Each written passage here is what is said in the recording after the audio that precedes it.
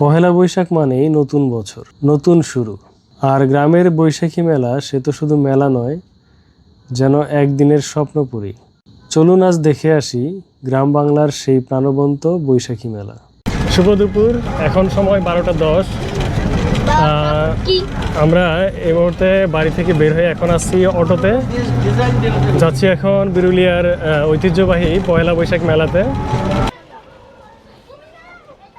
শুভ নববর্ষ।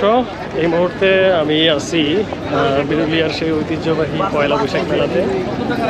আমার সাথে আজকে চলে আসছে সৃজন, দেখতে পাচ্ছেন এখানে। আমার পিছনে দেখতে পাচ্ছেন বিভিন্ন প্রকার দোকান এখানে মেলায় উঠেছে। দোকানিরা বিভিন্ন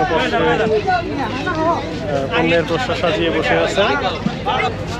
শতবর্ষী যে বটবৃক্ষ, সেই বটবৃক্ষর দিকে এগিয়ে যাচ্ছি।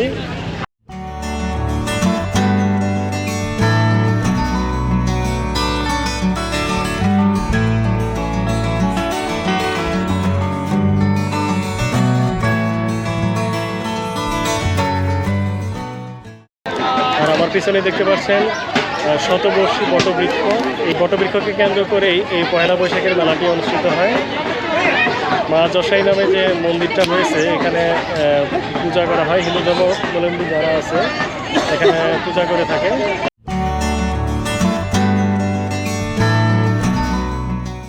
এই মুহূর্তে আমরা আছি মা যশাই মন্দিরের সামনে। দেখতে পাচ্ছেন বিরুলিয়ার যে ঐতিহ্যবাহী যে শতবর্ষী বটবৃক্ষ রয়েছে, এই বটবৃক্ষের নিচেই হিন্দু ধর্মাবলম্বীরা এখানে এসে পূজা অর্চনা করে। দেখতে পাচ্ছেন এখানে অসংখ্য ভক্তবৃন্দ চলে এসেছে এবং পূজা দিচ্ছে। সামনেই দেখতে পাচ্ছেন।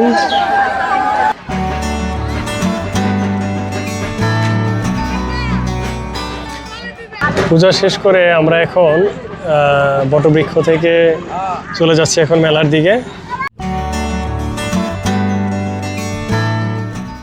সামনে দেখতে পাচ্ছেন এখানে বিভিন্ন ধরনের পাখা রয়েছে, আর এই পাশটাতে বাচ্চাদের অনেক ধরনের খেলনা রয়েছে।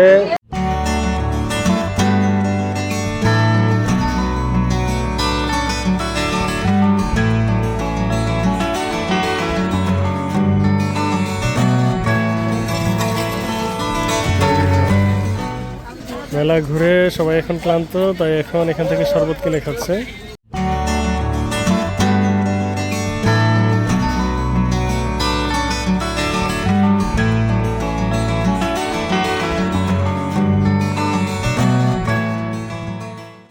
মেলা মানেই নাগরদোলা, আর নাগরদোলা না হলে কি মেলা জমে?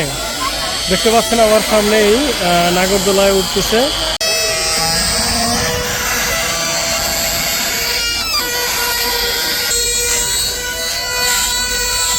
এখানে দেখতে পাচ্ছেন বিভিন্ন ধরনের কুলা রয়েছে, তাল পাখা আছে।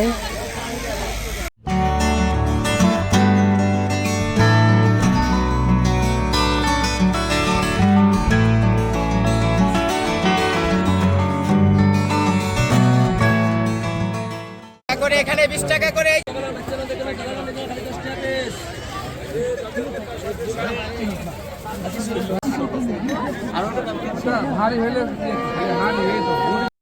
সন্ধ্যার দিকে মেলা গুটিয়ে যায়, কিন্তু থেকে যায় সারাদিনের আনন্দ হাসির গল্প আর মনের কোণে জমে থাকা রঙিন স্মৃতি। পয়লা বৈশাখের এমন মেলা যেন হারিয়ে না যায় আমাদের জীবন থেকে। শুভ নববর্ষ।